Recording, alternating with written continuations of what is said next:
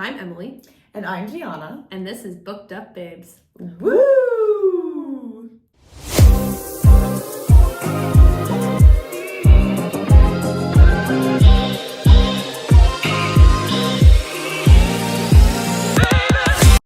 Okay. Hi, everyone. Hi. We're back. We're back. Back again. Oh my gosh, yeah. It's our new theme song. I think this is going to be our theme song from here on out. We're just going to give you guys a little concert every single time we start. Every time. We should probably pick different songs, though. Yeah. I mean, I was singing How Do You Solve a Problem Like Maria before we did this. Now, yeah, and that's going to be stuck in my head for, like, days. You know, but like for Nesta, how do you solve a problem like Nesta? How do you solve a problem like Nesta. Nesta. You force her hand and make her do whatever you say. You could do physical activity and organize books. That's how you solve a problem. Honestly, with Nesta is so me for real. Honestly, if you made me do that much physical activity and organize books, I'd probably also become a better person. My life would be fantastic. Are you serious? And if I had a house to just hand at me whenever I felt like it. That was like one of my favorite parts. I loved her relationship with the house. Like the fact that it was like sentient. I was just like, they give her romance books. I was like, all right, so good. Okay, So I dig it. Oh my gosh. Well, in case you haven't caught on yet, we are talking about Silver Flames. Yes. By Sarah J. Maas.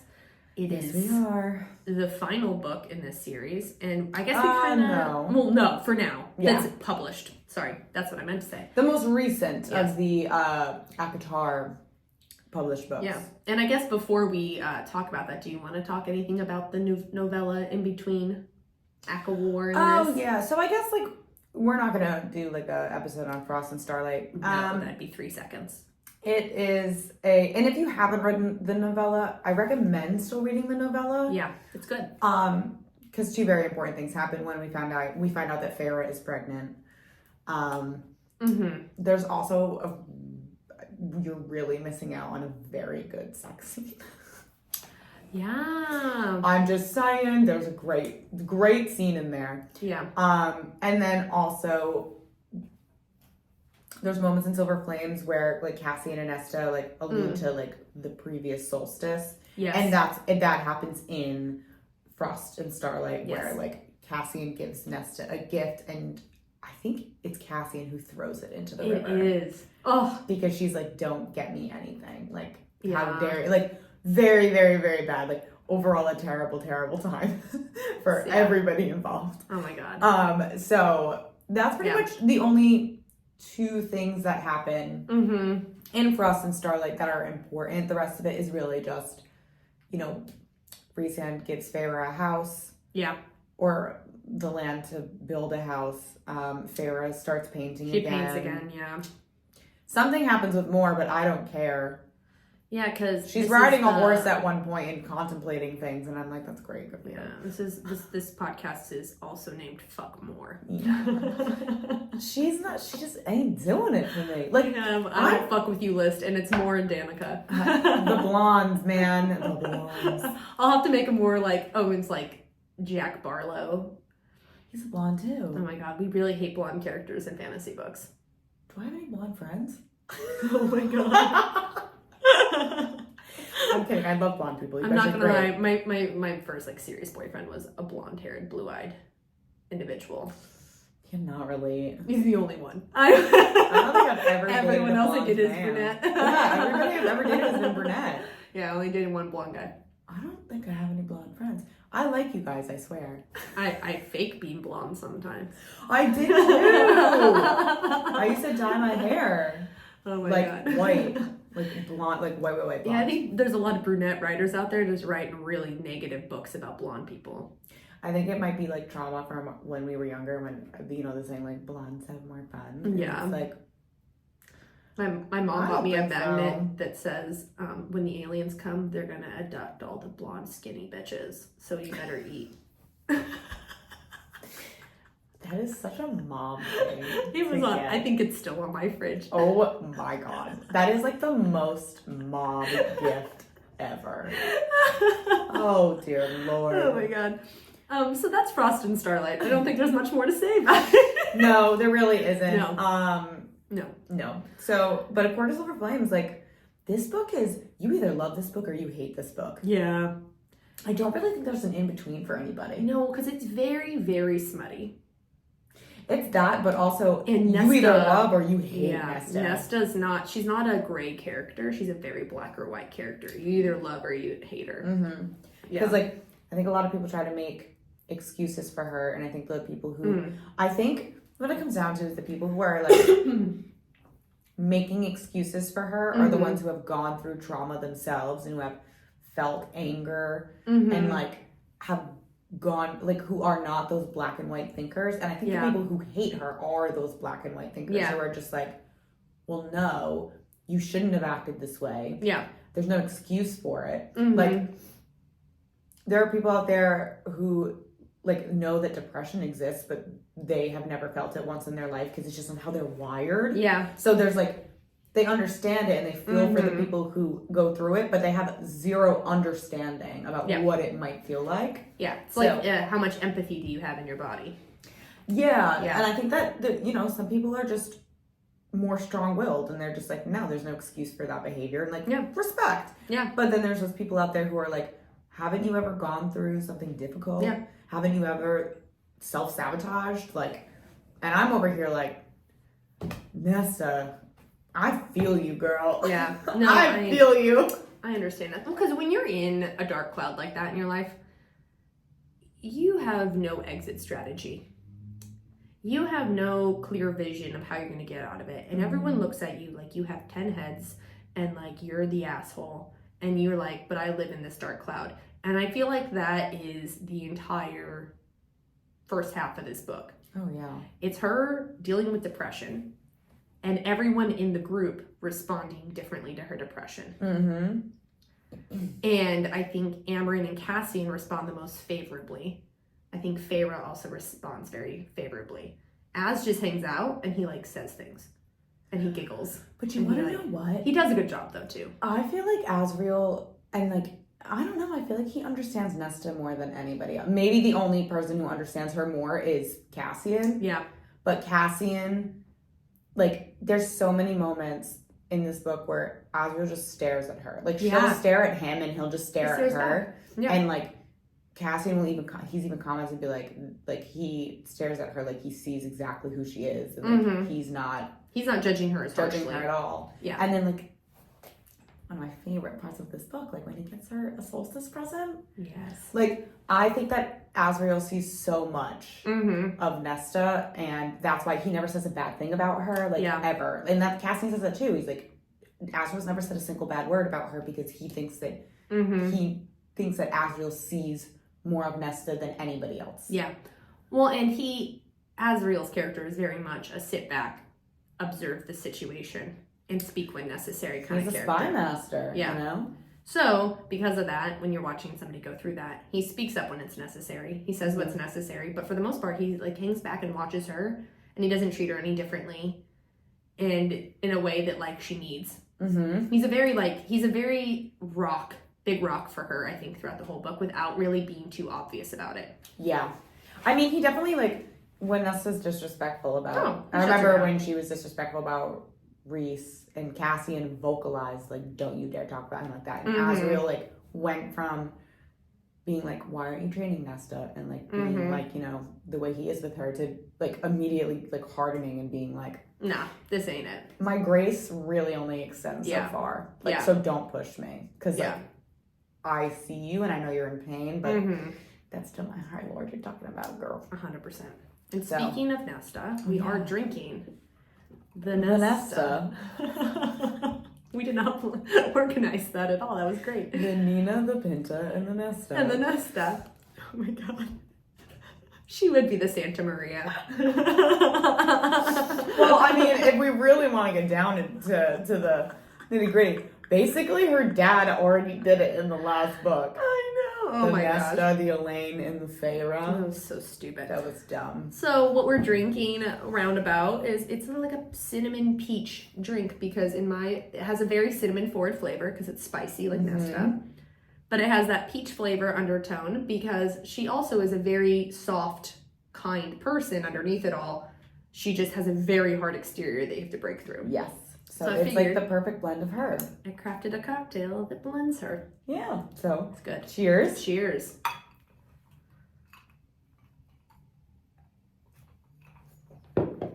This is so good. It's really good. Guys, this is so good. It's so good. I wish somebody could put a fly on a wall for Greg and I experimenting this. And me being like, but is it too much peach? Is it too much cinnamon? But I think I got to the perfect spot. We have a little egg white in there. We got a little peach juice. We got a little Goldschlager. Yep. Whiskey. It's very good. It's very, very good. Nice and balanced. Mm-hmm.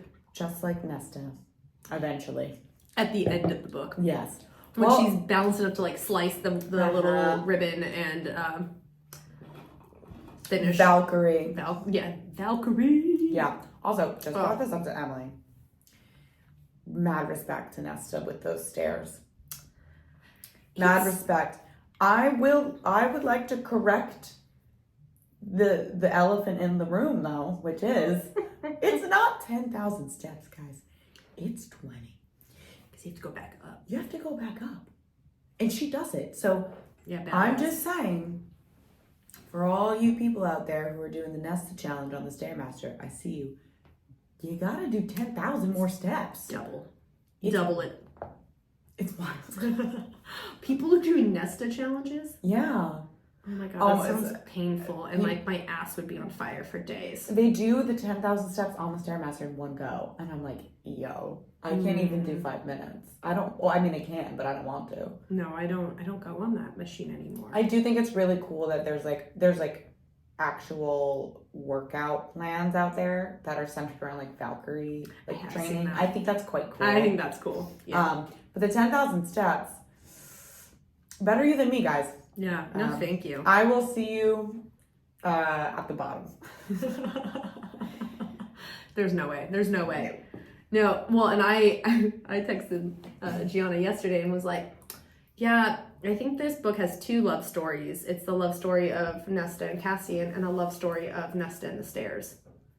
Yes. Yes. Because those stairs and her, they have a full-blown relationship. Oh, yeah. I mean, on, like, Starfall, like, the biggest night in the Night Court, the night where she makes amends with Amryn, that's the night that she conquers those stairs.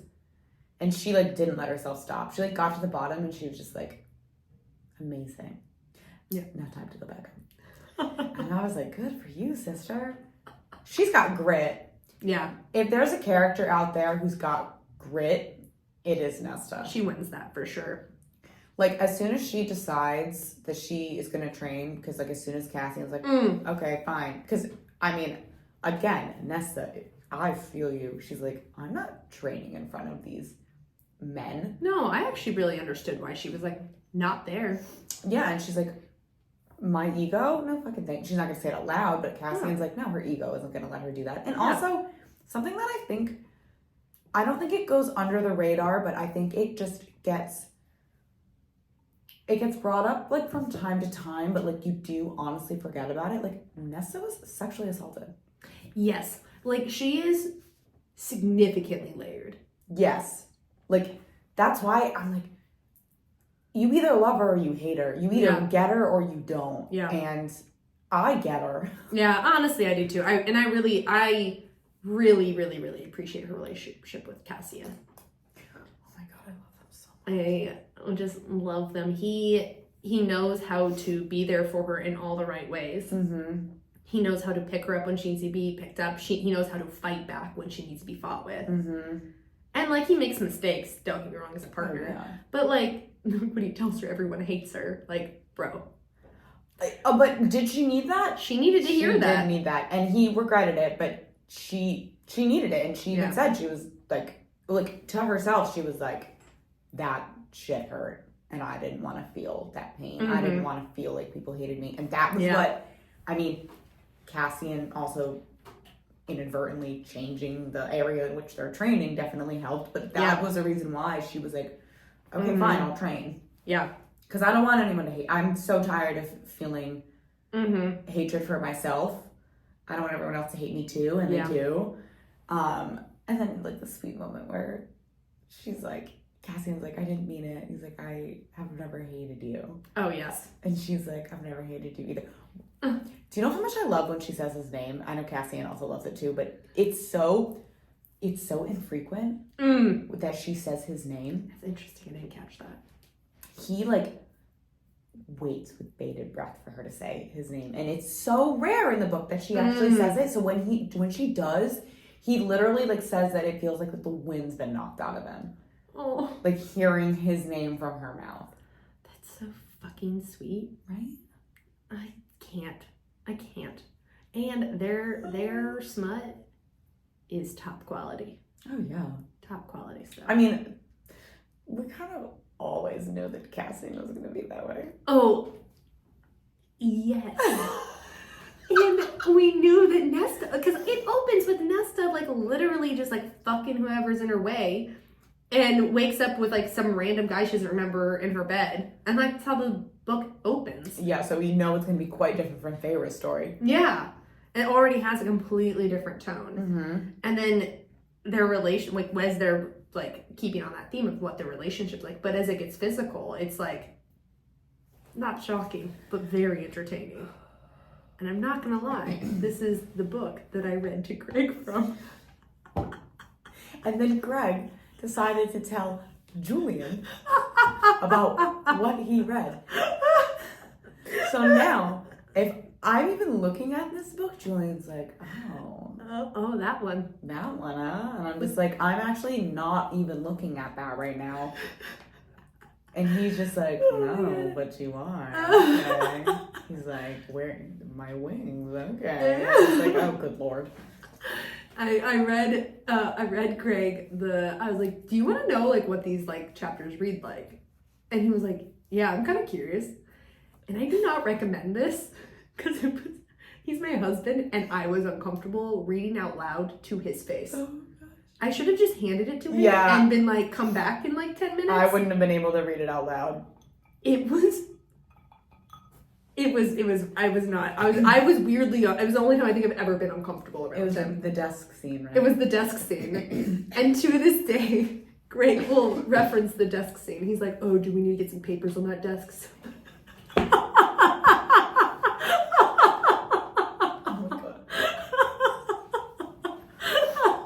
Greg's like, I'm not letting this shit go. No, he hasn't. Take it to his grave. In the way that he references Damon on a regular basis. He's like, well, I'm sorry, I can't be a Damon for you. Sorry, I can't be a Cassian. Although he's Team Damon all the way, because even though he claims he didn't watch Vampire Diaries with me, he did. Watched enough of it to know that he loves Damon. So. Sorry to put you on blast, brother. Sorry, I know you don't listen. Shout out. Our partners don't listen. They don't listen. But this is the thing. It's fair enough. They have no idea what the hell we're talking about. I showed Julian the video that I posted today of us, and he was just like looking at it, and I'm like, you have no idea what we're talking about. It's like, no. I'm like, great, but thank you for watching to the end. Appreciate it. I showed Greg a video. I go, do you think this is funny? Completely out of context. He goes, sure. Oh. I go, cool, thanks. Thanks, Greg. Oh my god. So, anyways, love their relationship. The troves. It's the next thing that really happens in the book. I'll say their relationship starting to blossom. I mean, yeah, yes, and so that's another thing about this book. This book is it's very character driven. This book is more character driven than story driven. It's more character driven than romance driven. It's more character driven than plot driven. There's like the plot is happening, but it is an extremely character driven plot. And it's entirely focused on Nesta and like her healing and her relationships. Very true. And her friendships. So like, yeah, like the trove is what happens, but I think for me, like, I remember saying to you, I think it was yesterday, because I decided to do like a reread of this like yesterday. Yeah. Not a full reread, obviously, like a reskim. Yeah. Yeah. And I was like, I forgot how much I absolutely love her friendship with Gwen and Emery. The girl gang. I love them. Top quality. Because they're also something that really hit me yesterday. when I was reading, I'm just like, every single one of them is each other's mirror. Oh, they all have significant traumas in their past. And they all reflect on each, like, the bond that's created between the three of them, I think, is one of the most beautiful relationships that has happened in Sarah's books. Yeah, I feel that. The three of them, the strength that they find, like, their friendship bracelets that they make. Their little slumber party in the house. Oh, like, but at the end of the chapter, Nesta's like, no matter what happens, we will always find our way back to each other. And like, Cassian even says it about their friendship. Like, Nesta has always been, you know, Favor's sister. The girl who killed the king of Highburn. Which badass, by the way, but yes. Yeah.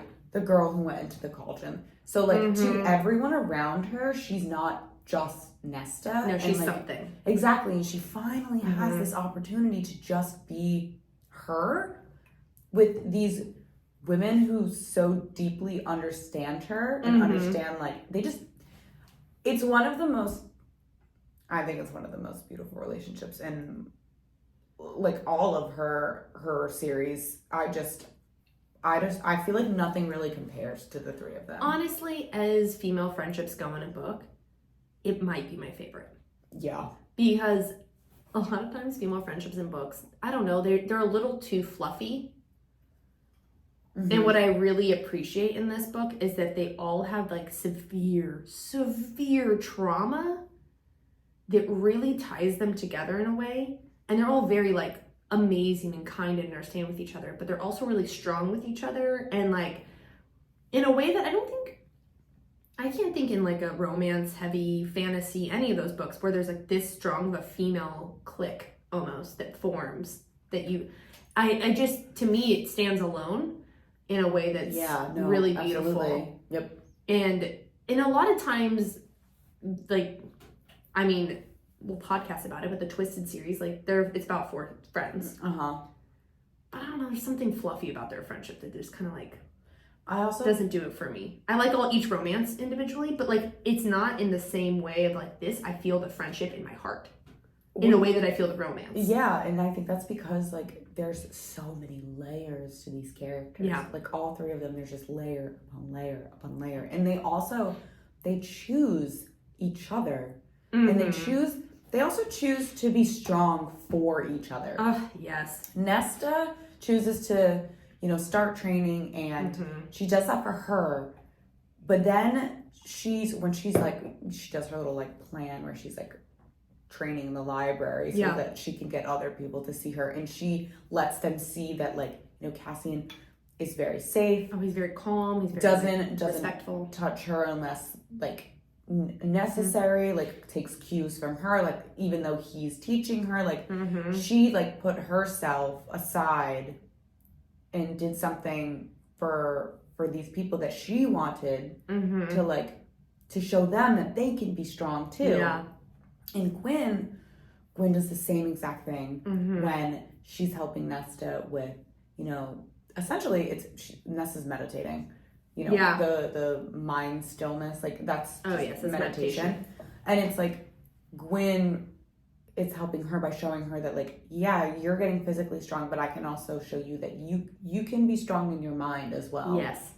Which Nesta doesn't feel. No. And then, her emotions are taking over every action she makes. And then Emery is just, like, the portrait of strength. You know, her father clipped her wings. Her father tried to kill her. Yeah. And she's here, and she's like, I'm going to keep living my life, and I'm going to be strong, and I'm going to smile, and I'm going to love what I do, and I'm going to be happy. And, like, they're so good. The three of them are so good. They're very well-developed characters. Yes. And I love the fact that in this book, and who knows where she'll take it from here, because we don't know at all, but I love the fact that she developed their friendship and their characters individually and together in a way that sets up future books to have these characters be very, very prominent, important characters. Yeah. And we were talking about this when we were talking about Book of Azrael, I think, about, like, found families in books. And how I really, like, I liked the one in Book of Azrael because they kind of made a family together. Mm-hmm. But, like, in this book, Feyre comes in to Rhysand's family. And she's welcome, but it's not a family she founded. Yeah. So in this book, I think what I really loved is that Nesta goes, this ain't my family. Those are my sisters. Yeah. But these aren't people I connect with outside of Cassian. Yeah. And maybe Azrael, but she does not connect with Rhysand. She does not connect with Mor. And she does, like, Amren and her did connect, and then they had a falling out, and they repair it. But, like, she's like, I feel more tumultuous with this group of people. And she finds her own family within all of that. And just because, like, and you know what? I don't know. Like, I love my... I know! But, like, I love my family, and I'm not saying that, like, I'm very close to my family, but, like, I have found a lot of different families. I've lived all over the country, and I've found these little pockets of families in my life. Do you remember me telling you about the full saying? Yes. Everyone thinks his blood is thicker than water, but the real saying is the blood of the convent is thicker than the water of the womb. And that's why it's like the relationships that you make an active choice in having in your life are so much stronger. Those bonds are so much stronger than the ones that are just like thrust upon you because that's what you were born into. That's what you're born into. Yeah. And it's like, I love my family. Yeah. I love my family so much. I love you guys. Yeah, I love you guys. Shout out. You're not listening, but it's cool. Maybe you are, Dad. Sometimes you listen and don't know what's happening. Like, I love my family so much, but the way that I feel when I'm with, like, my girls is just, it's like this deeper sense of, like, home. Yeah. Like, the way that I feel when I'm, like, just, like, with my people that I chose and that chose me back, it's just, like, it's a sense of home. Like, I'm like, well, yeah, forever. Like, that's it. That's us. Well, and that's what's fun about getting married that I'm excited for you about. Because, like, it's all the people that you have picked up in your life showing up on one day in one location. Yeah. And then you get to watch them interact with each other. But then you also get to watch them interact with your spouse's friends. And you get to watch this cross-mingling of found families. So special. And it's one of the most overwhelming feelings I could ever... And that's why I think sometimes, like, when I read something where, like, the girl comes in and now she's welcomed into his family, I'm like, I want her to have her own family. And I think that's why I love the Nesta Cassian relationship so much, is because she does find her own family. She finds her own niche in this world. And not only that, she actively chooses to not just be a part of this family. Yes! I love that. Like, they say to her, I think, like, they say to her, like, you could be a part of this family. She's like, I didn't ask to be. No. I don't want to be. I want something for me. Yeah. And she does it. Because it's so, and that's what, like, when Greg and I got married, I just remember looking out and watching a friend of mine from Missouri talk to a childhood friend of Greg's, and them laughing and dancing together, and me just being like, those are our, like, found family members from years of our, like, lives that we've lived, enjoying each other's company. And there's something so beautiful, and I'm excited to see a more integration of Nesta's now found sisterhood integrate into the crew. I think, and so there's such a parallel too. So,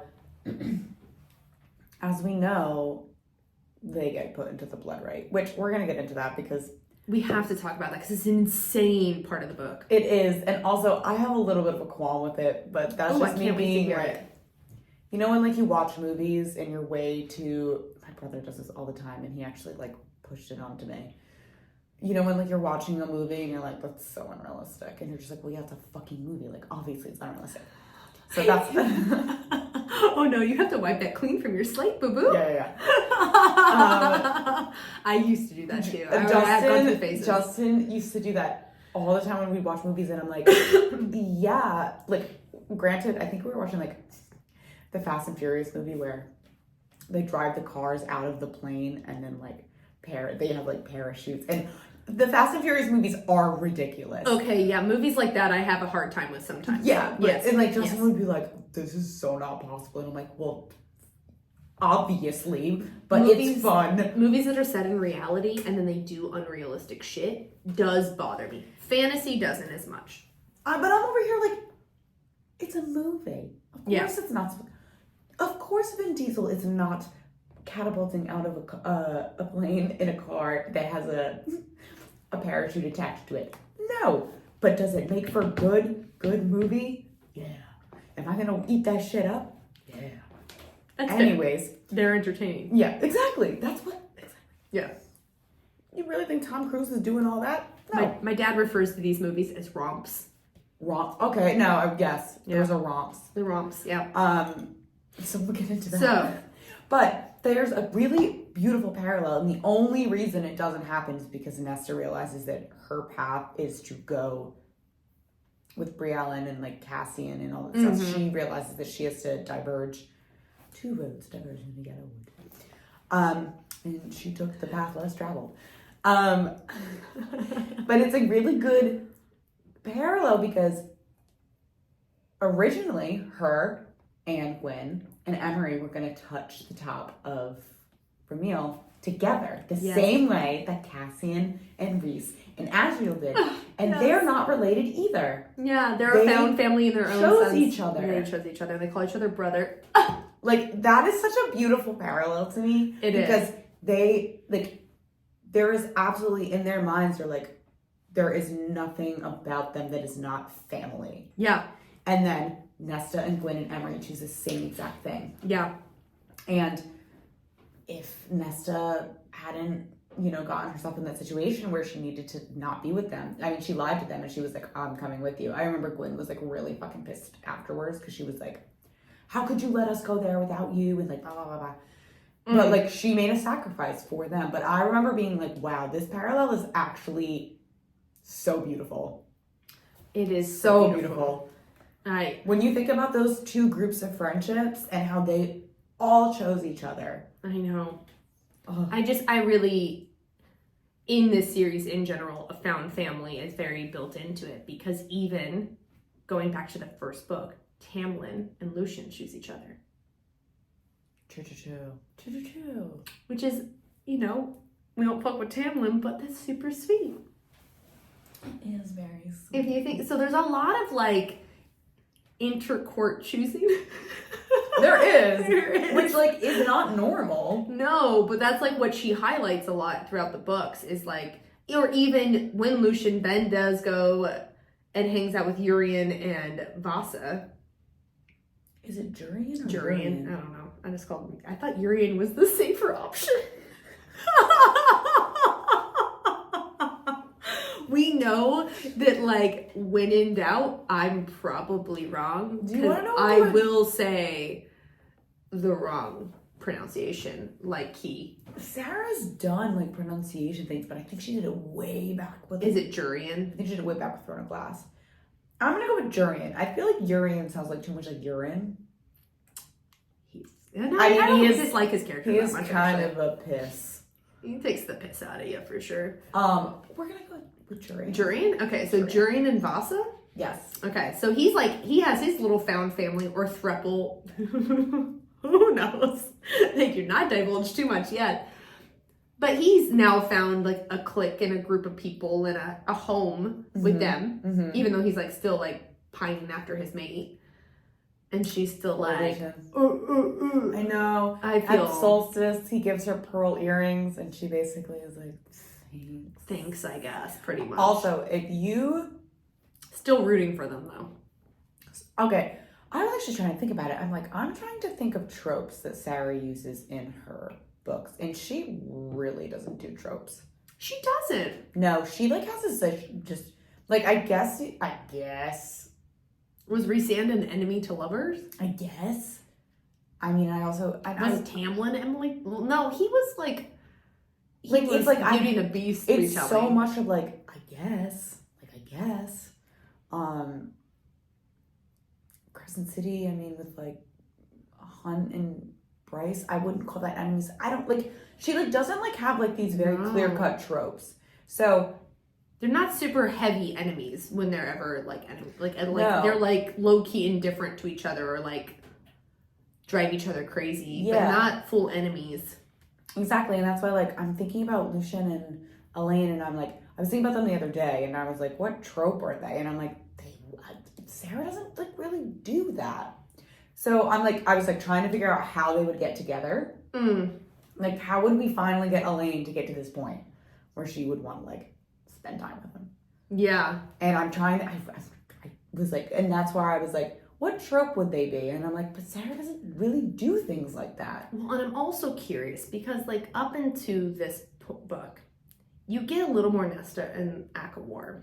Yeah. But for the most part, Nesta, you're just like, fuck her. And so when you get to this book and you start to realize mentally what she's going through, yeah, and you're like, oh, hold on. And so I'm curious to read a book where we find out what is going through Elaine's brain. Because we all find her to be boring as dirt or watching paint dry. I think she was so much better in this book, though. She is better in this book. I think she actually stood up for herself. Like, she does. She still like walks out too soon. I'm like, stay in the conversation. Yeah. She still's like, I said my piece, and then she like walks out, and I'm like, well, everyone else stuck around for the conversation. Could you stick around for the full conversation? Dramatic. That. Yeah. So I will be very curious to see how she will win me over in a book where there's her perspective. Because like in this book, we have multiple perspectives. In this book, no, we have one. We have two. It's just Nesta and Cassian. But like, this is very much Nesta and Cassian point of view. But for the most part, before this book, it was Feyre's point of view. It was only Feyre's exactly. point of view. So, and in the novella, it is multiple point of views. You get Moore's, you get Azriel's, I think. I get Moore's. I was like, we don't get anything from Azriel. No, not yet, but you get Moore's point of view. Yeah. Okay. So, in the next book, I think she'll throw in more point of views. Hopefully, fingers. I don't know. Like, I like a good fantasy novel where you kind of get, like, I like in Crescent City how she's bopping around people's viewpoints because it helps tell a bigger story. Oh, yes, but I think Sarah's main idea for the court series was to have romances. The sisters. Yeah, okay. Be the main driving point. I think the only person that we might get a book from their point of view, which she's talked about how she loves writing Azriel's character from his point of view. And she's really excited to like dive into him more. Okay. I think he's the only, and the fact that we've got 3 more books, I'm like, I just do not see a way that Elaine and Azriel are ending up together if there's 3 more books. I think we're getting an Elaine and Lucian book. Yeah. We're either getting a novella or a Moore book, which... No, thank you. And then I think we're getting an Azriel book. And Emery will be interesting. And what? If she ends up with Emery, it'll be interesting. I know, like there was that little moment where like Emery was like, she never comes to Windhaven anymore. Yeah. I think there's something there. Yeah. There's something there that wasn't there before. If you've read the bonus scene from the solstice, then you know what Azriel does. Oh, with the gift. Do you know? I know it. I know what he does. And I gotta say, baby, bad look. No, it's not a good look for you, boo-boo. Elaine might see Emery, considering it. Might see Gwen, considering that's her sister's bestie. She might be wearing the necklace. Yeah. You might get yourself in some dupe shit. Honestly, though, that might be what Elaine needs. That might be what Elaine needs to be like, no, Azriel, Lucian? That might be what she needs to say no to Azriel. Is there a trope where the guy just wears the girl down? Yes. That's Lucian's trope. That's Lucian's trope. That is a real life way of people falling in love. Yeah. I've heard of people's like love stories where the guy was just like, I just kept pursuing her. Which like, as long as you're not creepy about it. As long as you're not creepy. That's called the long game. Yeah, like there's a long game version of people falling in love. So maybe that's their trope, is that like, because she even says to him, like, I feel your heartbeat through like the wall. Do you feel mine? Yeah, but we don't know if she means that in a really creepy way or in a like I feel close to you. Because she's weirdly creepy. She's like the like weird ghost girl that's like, hi, like it says like weird one sentence lines like and moaning Myrtle. She is. She's like, there are 2 crows, 1 black, 1 white. And then she leaves her room and everyone's like, what the fuck? Elaine just came in, said this word and walked. Like, I cannot stand her. I cannot wait for her to have a storyline that I give a shit about. Well, that's why I'm like, I don't think so. That's another thing. Cassian makes it like, or Sarah writes it, so Cassian makes it a fucking point when they're in the Court of Nightmares. When Nesta has a dance with Eris, he talks about Elaine wearing black and how it sucks the life out of her and how it wears her and she doesn't wear it. And he even makes the comment to himself. He's like, no matter how much she tries to be a part of this court, like, she doesn't fit the bill. And I'm like, because she is bright and shiny and floral, and I don't think that she belongs in the spring court. I think she belongs in the day court. Day man. Oh. Because there's literally no way that we're going to end this series without Helion finding out that Lucian's his son.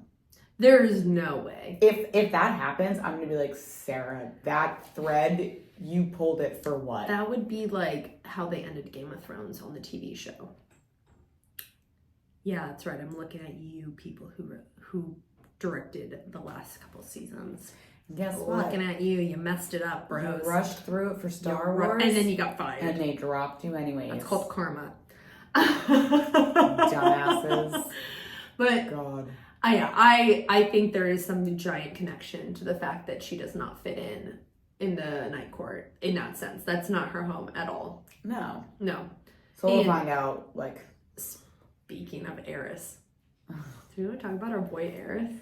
And how I personally kind of love him. I think that there's so much to Eris that we don't know. I think more ain't shit. And she is...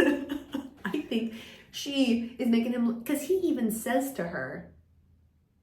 Oh my God, he says something to her where he's like, you never like really figured out why I did what I did for you. I mean, I think that he did what he did to save her. Yeah. I mean, it was fucking terrible. But I think the way but he had to do it, like... I think if he did it in a lesser evil way, people would have been like, what the fuck? Exactly.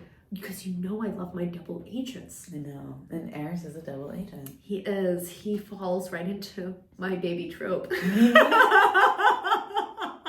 Emily loves her double agent. I do. I love a complicated, like... They have to do really awful things, but they're doing it for the greater good. Because to me, those are the most underappreciated characters in the storyline. Yeah. All that's to say is that I'm just very excited to see where Eris's character goes. Yeah. Because I feel like he's a very untapped character in the storyline, and they all fucking hate him. And I'm like, but like, maybe he's not that bad. I'm getting the feeling that he's definitely not what we think. No, he's probably bad. He's probably not the greatest person, but I don't think he's as bad as they all think he is. I think he's going to be morally gray, but on the morally gray scale, definitely more gray than moral. That's what I think. Because he's already going against his father, which means he doesn't want someone so terrible. Like, he's already doing the double agent thing, so I'm just like, I think you're morally gray, but I think you're going to be more gray. But yeah. Yeah. Love him. All right. But, okay, so the biggest thing in this book... The storyline in this book. Yeah, which, like, we're gonna... spoilers, if you have not read Crescent City... Here's your spoiler warning. I really think it's time that you stop listening because we're gonna start talking about some stuff.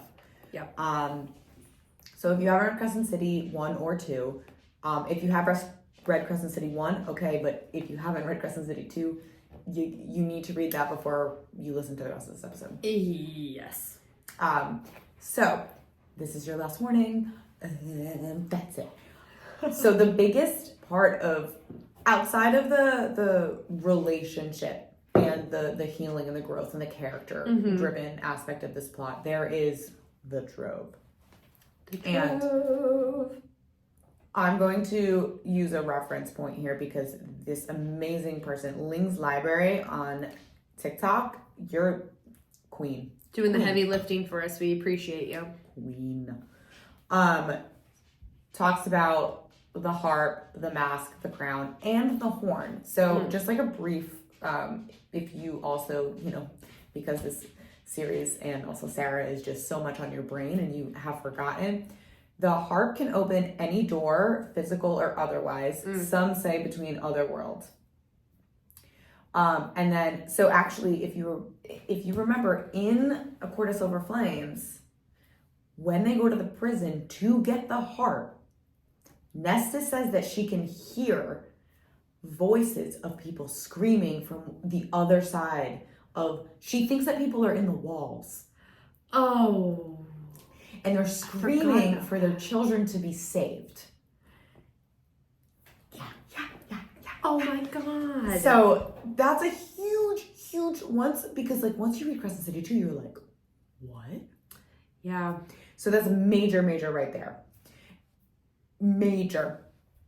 Then you have the mask, and the mask can raise the dead, which we see in this book, which literally one of the coolest scenes in this book. My God, it's so cool. I picture like in Lord of the Rings when he comes with like the dead army. Oh my God, it's so freaking cool. That's what I pictured. Nessa's just like, I don't want to do this, but I'm going to do this. Because also, once again, she's getting like sexually assaulted by a creature.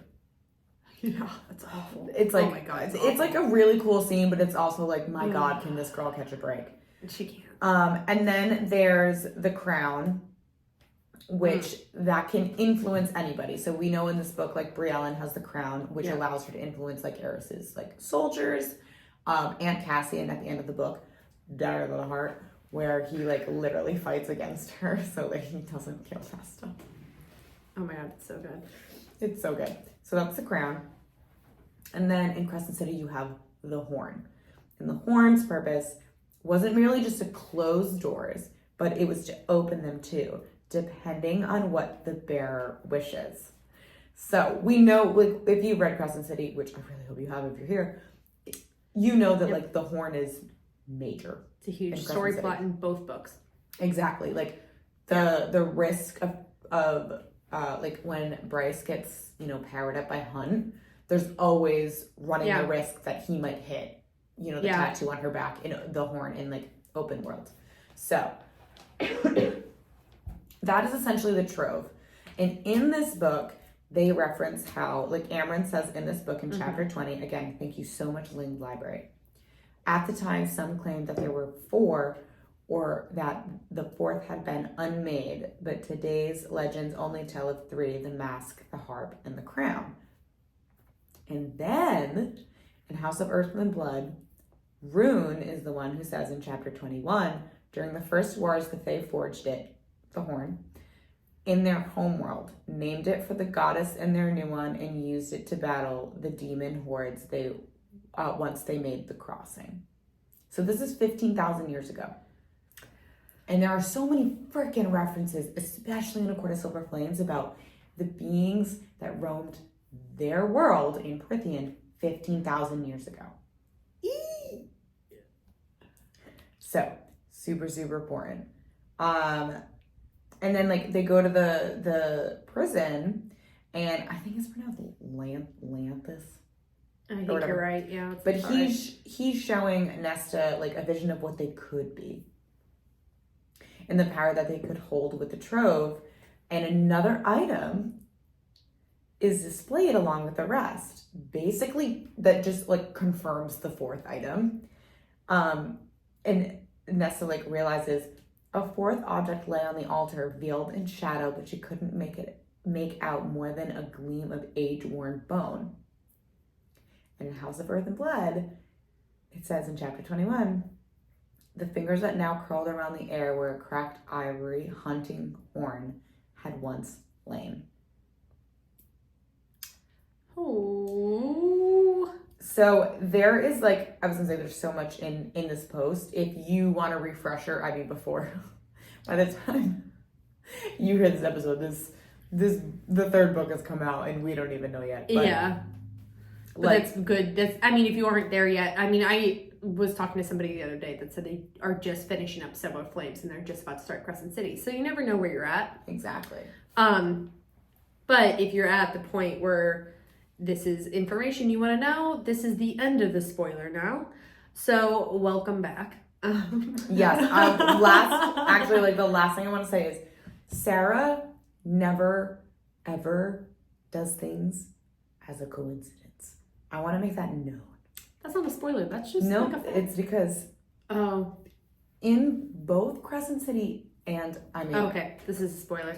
A Court of Silver Flames, I swear to God, if I had to read Like Calls to Like one more time, if I took a shot for every time I read Like Calls to Like, I would have been on the floor. Drunk. Good Lord. Anyways, there's a reference to Like Calls. If something comes up in one series and then it comes up in another series, there's a reason for that. Yeah, that's fair. Nothing is a coincidence. And in A Court of Silver Flames, Aemon says to Nesta, like calls to like, you were made by the cauldron, you may track other objects made by it as well. And because you were made by it, you are immune to the influence and power of the trove. You might use them, yes, but they cannot be used upon you.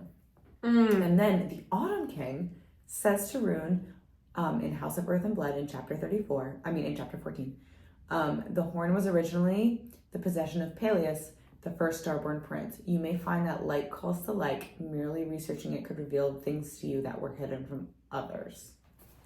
So if you're reading a phrase that sounds familiar and then you find it in another series, hold on to it. Just hold on to it. Hold on to it.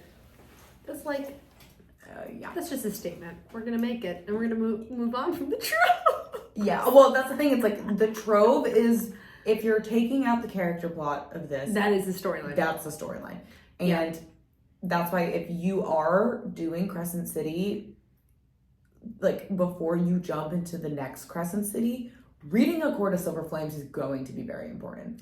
There's a lot in there that connects it. Yeah. And because, like, and I've heard people complain about this book because they're like, that's no plot. And I'm like, it's a weak plot, or it's the undercurrent of the book. It would not call the plot the main current of the book. It would call it a lot of character development with a plot. But it's also, the fifth book in a series. So I don't think that people realized at that moment that this book is setting us up for this is something massive. Like, this is a book that has so much setup in it. It's the foundation of.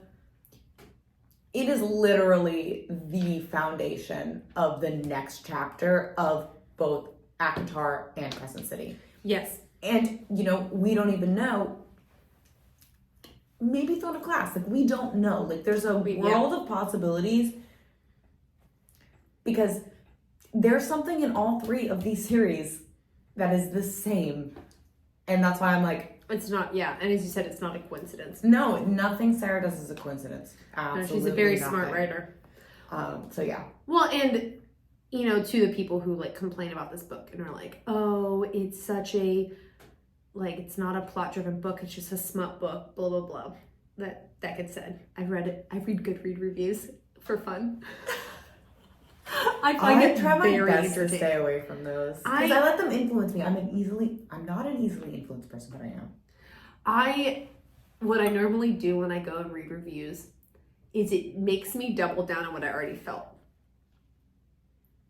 So, if I read somebody who doesn't like a book, I'm like, that I liked, I'm like, no, don't agree with that. But then if I read a review where they're like, love the book, but I really hated this one thing, and I'm like, thank you, you put it into words. I couldn't figure out why I didn't fully love this book. So I like to, after I read a book, I don't read all the reviews, but I'll skim through and read it 1 stars and 5 stars and a few middle ones just for fun. And what I found was interesting is there's a crew out there that hates Sarah J. Maas. Oh yeah, a lot of people do. And I also just had someone comment on my TikTok video, saying as a person of color, I cannot support Sarah J. Maas anymore, but I'm going to really miss reading about Bryce. We're not sitting here being Sarah is. I mean, I'm not. I know that Sarah's done some, she's definitely done some things where I'm like, girl. And she doesn't have the most diverse. No, her cast is not diverse. I would say Book of Azrael is wildly diverse. Oh my God, that is a diverse novel. That's diverse. Somebody being a lesbian in this book series, she won't tell people she's a fucking lesbian. Yeah. It's a different, more sewn up vibe at times in that way. And I would say it's a little more whitewashed for sure. And there are more fantasy series out there that have better diversity and better representation of sexuality. So it is definitely, as that goes, not the most forward thinking. No. All that being said, it is a fake world. There are people with wings. Could she describe them as a more diverse group? Yes, that would be great. But I do understand why people don't like Sarah. But I read some reviews. This is where I go down rabbit holes. This is where I went down a rabbit hole. There were 1 stars that were like, I just gave it a 1 star because I hate her. Oh, see, and I hate and that. that bothered me. That bothered me. But I don't like that. I did read a review or two where they were like, there just wasn't a plot. And I'm not going to say that they're wrong. I'm also not going to say that they're right because there is a plot. It's just not the main focus of the story. But do you want to know what I think when people say that? Those are the same people that think that The Cruel Prince is a romance. Cruel Prince is not a romance. It's a very good series. So when people say there's no plot, I'm like, it's because you're missing the point. Like, you're missing it. Like, this it's not supposed to be like Feyre's books. No. It's a thing on its own. And that's why when people say that there's no plot, I'm just like, you're the same people who think that The Cruel Prince is a romance. It's not the point. Yes, there is a plot. It's an aspect. But if you're not someone who wants to go on a journey of healing and self-discovery and removing yourself from self-loathing, if you, which people read to escape. Yes. So sometimes, or at least we do. Yeah. And it's you don't want to read about things like that. And that's totally fine. I mean, yes. For example, A Little Life by Hanya, I can't pronounce the last name, so I'm just not going to try it. That book was, I actually don't think I've ever sobbed so hard in my entire life. Oh, damn. Do people want to feel that all the time when they're, no, of course not. I watched a girl who was like, this book, I've heard people I wouldn't say that, I don't think anybody loves that book because it is so viscerally traumatic, but people will read it anyways, and this girl was just like, I don't want to read a book where nothing good happens at all. And I'm like, respect. I get that. Some people don't want to read. Same way that when you read a book, Throne of Fallen Gods by Amber V. Nicole, the second book in the Book of Azrael, The Gods and Monsters. Yeah. You were like, I was not in the place to read this. I was not. I was in the middle of Nutcracker and was already emotionally, tumultuously going through things, and then read a book about a woman doing the emotionally going through things. Yeah. And you were just like, I don't want this right now. It had no reflection on the book, but I was not in the right headspace. And we decided that was our next book for the podcast. So I was like, I have to read this. Yeah. And I was like, if I wasn't doing this, I probably would not have read it. Yeah. In that moment. I would have read it because it's a very good book. The series is incredible. Cannot wait, Amber, for the next book. But that's the thing. It's so you weren't in that headspace, and then there's people out there who just set strict boundaries with themselves where they're like, I don't want to read about things going terrible, so I'm just not going to do it. No. I want to read about somebody, digging their own grave. Yeah. I'm not going to do it. And respect, reading is entirely based off of preference. It's 100%. And we were talking the other day that we were we're both very deep mood readers. I know there are certain books I have to read right now for certain things, and then I have reads that I'm not doing the ones I have to because I was I'm just not in the mood for that. Yeah. And I'm I don't want to read that book that I should be reading. I want to read the book that I'm in the mood for. And I have so many on my to be read TBRs that are I know I want to read it eventually. It has to strike me at the right moment. Yeah. I mean, right now I did just finish a really good fantasy romance book. It's called Master of Crows. It was written 2013. Allie reads on TikTok. Thank you. Once again, we shout her out. I know. I love you. I love you so much. I comment on your stuff all the time and you answer me, so you know that I love you. But like, I love you. But I finished that and I was like, ooh, another fantasy. But then like, House of Flame and Shadow comes out tomorrow. Yeah. So I was like, well, no, I'm not going to start a new fantasy novel. So I've been reading. Her mic is being really funny for those of you watching. We're just going to do that. There you go. Okay. I went cross-eyed, like trying to look at it. Rolling away from her. So I've been reading. Actually, okay, I've been reading some really good books by Christina Lauren from their old, like. I've been wanting to deep dive with them. So I didn't realize that these books were going to be as smutty as they are. Oh, Christina Lauren, I see you. That's the thing, is because I've read Christina Lauren. I've read her, like, I read their, like, popular books, and I'm just like, yeah, there's, like, a healthy amount of, it's not a healthy amount, but, like, everything's very perfectly balanced, and I'm very happy with it. And then, like, I'm reading these, and I'm like, oh.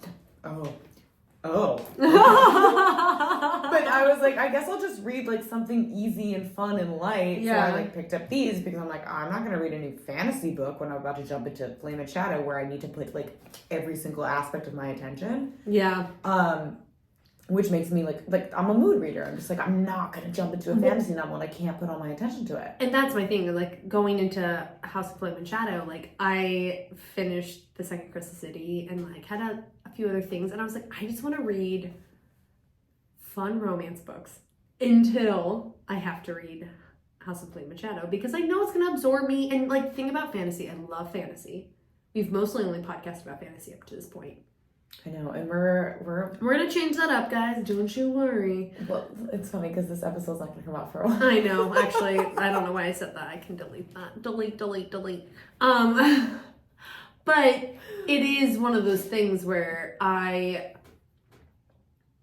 when I know I'm gonna read a fantasy novel, I like to do before and after a little mind cleansing with a little romance. You need a palate cleanser. Palate cleansers are so nice because in its fantasies, they absorb you. You are literally leaving your world and jumping into another. In most fantasies, it's like you have 300 to 400 pages of one storyline and it's done. Yes. And so you can kind of go, great, the story's done, their love is over, boom, done, I can live with that, and you go on with your day. But a fantasy, unless the series is over, because 99% of the time it's a series. And unless most of these it's are like not standalones. Unless it's like The Invisible Life of Addie LaRue, which is like one of the few standalone fantasies I've ever read. And it's like, yeah, it's a fantasy book. Well, yes and no. I mean, it's still like set in the real world. It is. I mean, it's a real life fantasy. It's like what? Yeah, modern day fantasy or whatever. Yeah, but it is. Yeah, I've like it's like you have to. So then it's like that mood reading energy of, and it's interesting that like when I listen, going back to Silver Flames, when I listen to people will be like, well, like it's not like really that, or it's not really this, and it's like, yeah, well, it's part of a series. So to refer to it as a standalone book and say, well, it didn't have a plot. Well, it's building up. Even if you don't see the plot and it doesn't matter to you, it's building up for several other storylines because now they've introduced new characters. They've introduced a new plot. They've introduced new aspects of the world. Mm-hmm. There's a baby now. Oh, fuck yeah. Oh, There's we haven't even... Baby. We haven't even tapped into... Let's tap into that. Okay, so... Before we like talk for like 5 hours. If you've listened to any of our other episodes, you will know that we have referenced how... This moment with Resand. I think previously I brought up there was a sweatshirt that I saw online that said, Reese would never. And I don't think that person read Court of Silver Flames. I don't think they have either. And also... Because he would. He would. It's the wrong choice. He does everything wrong in this book. I don't think he does everything wrong. Oh, I didn't like him in this book at all. I think he's so mean to Nesta. It drives me crazy. I'm sorry. It is from her perspective, though. It's from her perspective, but at the same time, I can absolutely it's his money. Sympathize it's his with life. Nesta, but also be like, you are a problem, girlfriend. Oh, totally. So it's like... So after my first read-through, I was like, yeah, I didn't love him. Second read-through, I was like, meh. And then when I was skimming through and I was like kind of reading sections last night, I was like, outside of the big thing with Rhysand, I'm like, he was just being Rhysand, really. It's true. And Nesta was a threat. Yeah. I mean, can I sympathize with you, Nesta? Abso-fucking-lutely. But are you still a problem regardless of that? Yes. Self-awareness is key, everyone. I mean, self-awareness is key. Going out and spending all his money on a bar tab in the first, like, chapter, like, fucked up. Don't get me wrong. I saw that and I was like, I don't fuck with that. That is a messed up thing to do. And she does quite a few messed up things. And, like, Feyre is so embarrassed. Like, that's the thing. Like, Rhysand is extremely protective. And Nesta embarrassed Feyre. And Feyre felt that. And he could feel. And, like, it's just, like, there was, like, no way that Nesta was going to be able to keep acting the way that she was acting. And not have Rhysand be like, I don't fucking like you. Yeah. Well, and it's fair. It is fair. But speaking of the Rhysand will never, quick aside, my stepmom and I are going to make shirts that say Stanley Tucci would never. Because he wouldn't. Because Stanley Tucci is God's gift to men. Because he wouldn't. He is everything. I love Stanley Tucci. Okay, anyway, so back on. I'm making a Dorian would never shirt. I'm going to make a Stanley Tucci would never, and my stepmama, Jill, what up, girl? We're going to wear Stanley Tucci would never shirts. I don't know if she'll listen to this episode, but you know. But anyway, so when he does the whole hiding that she could die from her pregnancy thing from her. So bad. That is where, so bad, like, on so many levels, he just drops for me. Like a fucking anchor in the ocean. He just goes, because oh man. If Greg knew while I was pregnant that my pregnancy was going to kill me, potentially, and he hid that from me, I don't care how many amazing things he did before. You fucked up. Yeah, and Feyre is so quick to be like, I get why you didn't tell me. No! I'm sorry, that was really loud. I'm sorry. There are some actions in our lives where that's not okay. I'm sorry, I got very emotional. I just don't, he literally went from one of my favorite male characters, Gianna can't handle it. I can't. He went from one of my favorite male characters to one of my least. In that moment, I just remember being like, he has to redeem himself. Dude. Especially because in the first, it doesn't even make sense with this character. In the first 4 books, it's all about her choice. And that's what makes him so lovable. And like, so I understand it's from Nessa's point of view, but that's still, so this is the thing. People get upset with Rhys in this book because of what he does. And everybody's like, well, this is his point of view. And I get that. But that decision is so like, not Rhysand like, it's not even fucking funny. It doesn't make sense. Like, that decision on his end makes like 0 sense whatsoever. Like the character that we know, I was just like, he would never do that. Well, and when then she like runs down the stairs and goes and tells Feyre, and everyone gets mad at her for it, I'm like, I'm sorry. I probably would have made the same choice. See, and this is where I have to be like, time and place, girl. Well, no, time and place is terrible. Number 1, time and place. Number 2, maybe remove your emotions from it. Like, and also, your intent behind it is kind of fucking shitty. Well, yes, I agree with that. But still, I'm over here like, Nesta did what all of you should have done. That's what I'm saying. I'm not saying how she did it was okay, but yeah, somebody had to tell, like, they all sat around knowing. I know. And no one was saying anything. And no one was like, I can't remember. You can tell me, because I, like, skimmed it, but maybe you got this part. But, like, did anyone stand up to Rhysand and be like, you have to tell her? No. See, okay. There we go. That's a problem. The only time anyone stood up to Rhysand about telling anyone anything was when they found out that Nesta made, quote unquote, capital M, made weapons. And Cassian and Azriel were like, you have to tell her. We don't think that keeping this from her is a good idea. But neither one of them said a thing. when Rhysand said that he didn't want Feyre to know. No. And I'm like, yo, guys. Yo. No. And so to me, Nesta did what everyone else should have done. Yeah. And she did it from the wrong intention and the wrong place and at the wrong time and the wrong way. For sure. Like, she did not handle it well. But somebody had to fucking do it. Yeah. Your life is on the line and your spouse is not going to tell you? Yeah. I'm sorry. When everyone then made Nesta to be the villain after that, I was like, she does not deserve to be the villain in this situation the way you're making her out to be. I don't think that she deserved to be the villain, but I definitely think that she deserved to face the consequences of her actions. I agree with that. If she didn't face the consequences of her actions, she never would have broken down, and she never would have told Cassian everything that she told. She never would have faced the deepest, darkest parts of her and voiced out loud that she doesn't know how to stop it and she hates herself for it. Like, she needed to... Yes. Yeah. She needed to face her consequences. But, like, so I don't think that Feyre should have been like, I get why Rhysand did it. No. But I do appreciate that Feyre was like, at least Nesta had the fucking balls to tell me. Like, I really appreciate that about Feyre. She was like, she's the only one who told me the truth. Yeah. All of you Granted, knew. like, not in the best way, but still, she decided to tell me the truth. Well, and I'm sorry, it's like, in this day and age of, like, women and their bodies. Yeah. To have a storyline where a husband hides from his wife that, like...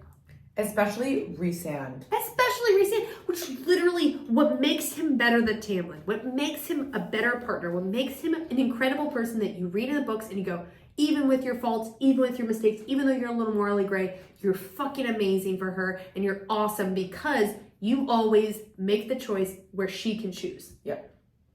And then, when it comes down to probably one of the most important moments in your, like, early years of your marriage and relationship, or their mateship, I don't know what you call it. You don't call it marriage, but, like, whatever. You're now going to take her choice from her?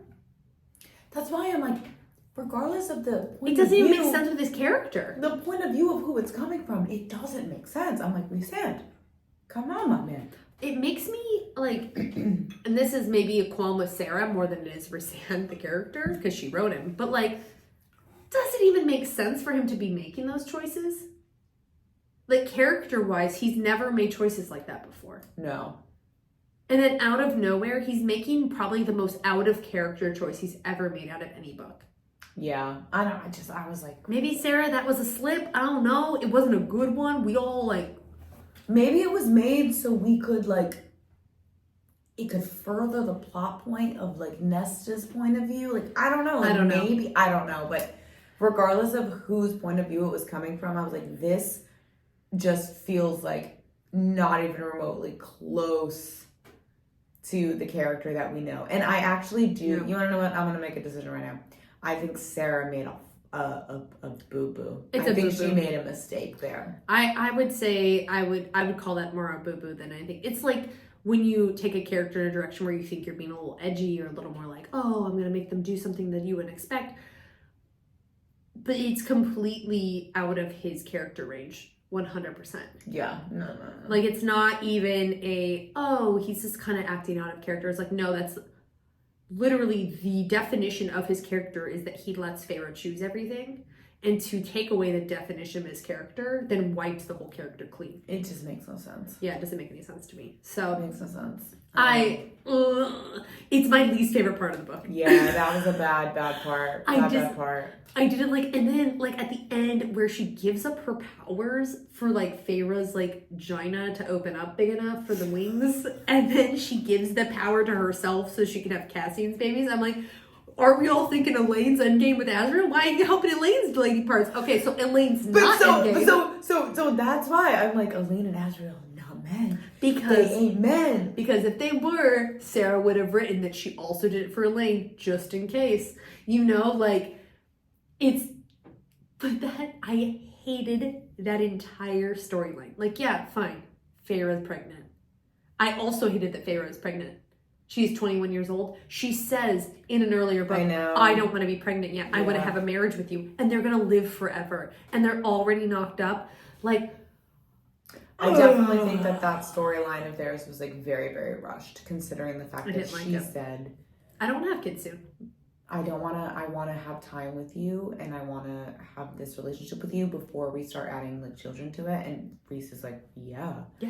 And then literally, I mean, you have A Court of Wings and Ruin where they're obviously not pregnant, but then they get pregnant in the novella, and then she gives birth the next one. And I'm just like, why did we rush to, like, this is another thing, this is also another issue that I have sometimes with every author. I'm not going to just specify female authors, but with every single author, it's like, why does having a child have to be like the culmination of your purpose? Like, why couldn't they, why couldn't Feyre and Reese have had more of a storyline that didn't involve, like, why did they need to have a child to further the plot of something? Like, it just, there are so many things that can further a plot, and having a character have a child before they say that they want to.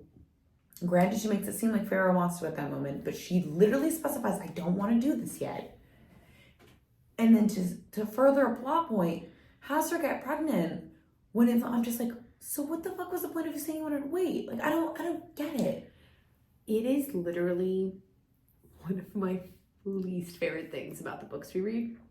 I hate it. Is how quickly people get pregnant in books. Yeah. Like, the epilogue is always like, 5 years later with 5 kids. And I'm like, ew. I hate that. It's 2 women who don't have children. And I'm not anti-kids. I would love to have kids. Oh, agreed. I'm not anti-kids. And even if you are, I don't care. But I hate the fact that in a book where people get together romantically, they then bang and have children. Drives me crazy. To further a plot. I will say, my girl T.L. Swan, and I know you're not as big of a fan as I am, but in that that brother book series, oh my god, I just blanked on the names of the brothers. But anyways, one of the brothers and his wife, in their epilogue, they have issues having babies, and they don't have any kids because they can't. Okay, and I loved that. I get why you like this author. Like, because I was just like, it was so refreshing to read about a couple struggling with paternity. Mm-hmm. And then being like, you know what, we just decided this is not worth it, and we didn't have any kids, and we adopted one. Yeah. And that's how the book ends. And I was just like, thank you, Queen. Because so many books, they just, and as you said, now we have 5 children. I'm like, what millennial in this day and age has 5 kids and can afford them? And good for you if you can. Solid. I'm like, maybe 1, maybe 2. I don't know. Kids cost a lot of freaking money. But in these, like, when she made Feyre pregnant, I was just like, no. It was just too fast. Like, maybe in the last book, in the epilogue, and it's like 50 years later, and because they literally don't age. The only reason why I think that she might have done this is, I think that maybe Nyx, which is their child's name. Yes, that's right. Might be connected to somebody. There's a future storyline. Got it. Okay, that's fair.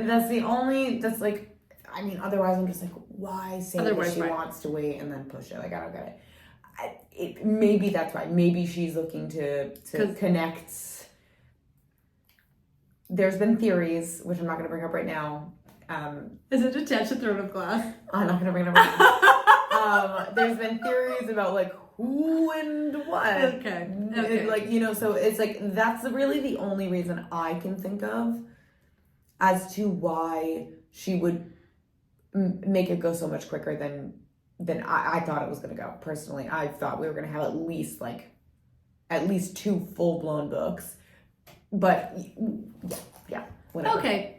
Yeah, if there's something else there, then that makes sense. I don't like that as a trope. I don't either, so we're on the same page. Yeah, it's just, sometimes I think it's a cop-out. Sometimes I feel like it almost shames women who can't have kids. In some ways, I think it, like, because almost every romance book, not everyone, it's gotten better in future years, or recent years, but, like, in the past, when I would read a book, even if they were in freaking high school and they were high school sweethearts, they'd have babies by the time they were 20. I know. And I was just like, crazy. I read the book and be like, wait, what? Could they not like break up for a little bit, get back together, and then get married and then have kids and then like have a normal, like, I'm not anti-kid, but like, I don't like the fact that that's like the end goal of so many books. I just feel like it's a little dated and that's not where we are anymore. So when she threw that in there, I was just like, and hopefully it is a huge story plot and maybe it will be better used in the future. And maybe I hope so because they have a tonic in this world.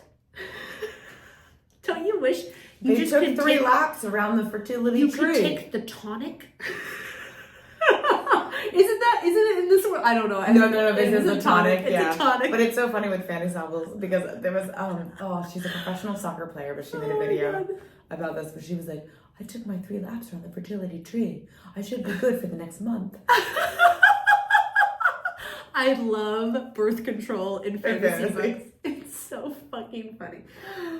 Yeah, that's my only other rant. I just really could not stand the whole baby plot, but yeah, so I love this book though. I do really. I mean, it is like for me, it's very neck and neck with the other ones in this series, aside from the first one. I definitely forgot how much I really, really, really liked this book. I really liked Nessa's like depth. Yeah. I liked the relationships that were forged in this book. I forgot how much I loved Nesta and Cassian and just the balance that they give each other. Yeah. Like, I think that Cassian has, and he said it too, he's like, I've been waiting for you like my entire existence. And just the vulnerability that exists there between the two of them. It's just like I think the best way to describe it is raw. Yeah. Like, it's very raw. Farrah and Reese were such a wonderful and beautiful like progression, but like I think with Cassie and Nessa, like the best word to describe them is just raw. Yeah. And it's like that, it's like you like feel it, it's like you feel it in your bones. Mm-hmm. So I love this book a lot. I do too. And we didn't even talk about real quick that they're mates. Oh yeah, they're mates. They're mates. And Nessa did not want to be mates. I loved her reasoning for it. Yes and no. Like, she had no choice in becoming a fae. And she had no choice in being his mate.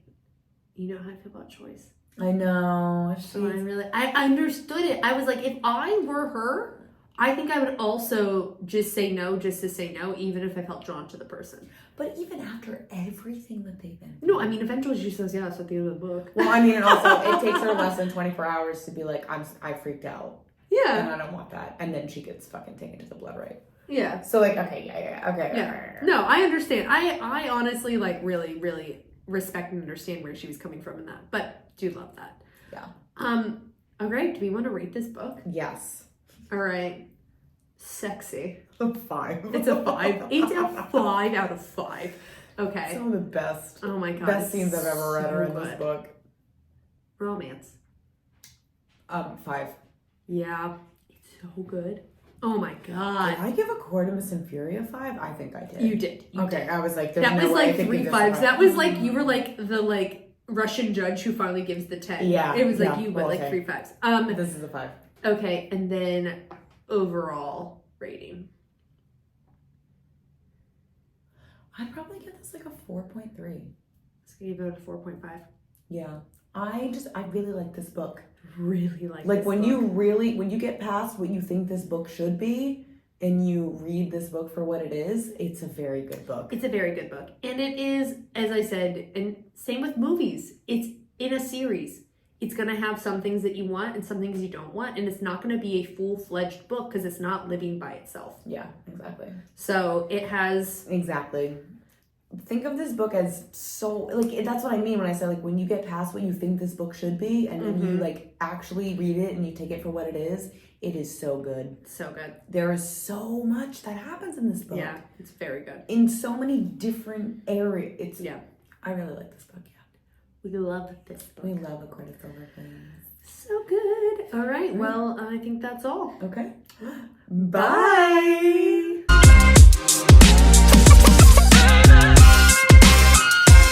All right. fake record. Hold on. Well, some songs about Ricky. I once got married. Just kidding. Oh, I can start. I'm gonna take a bite. No. Oh, fuck, No, your thing is Avril Lavigne. We're recording all of this right now.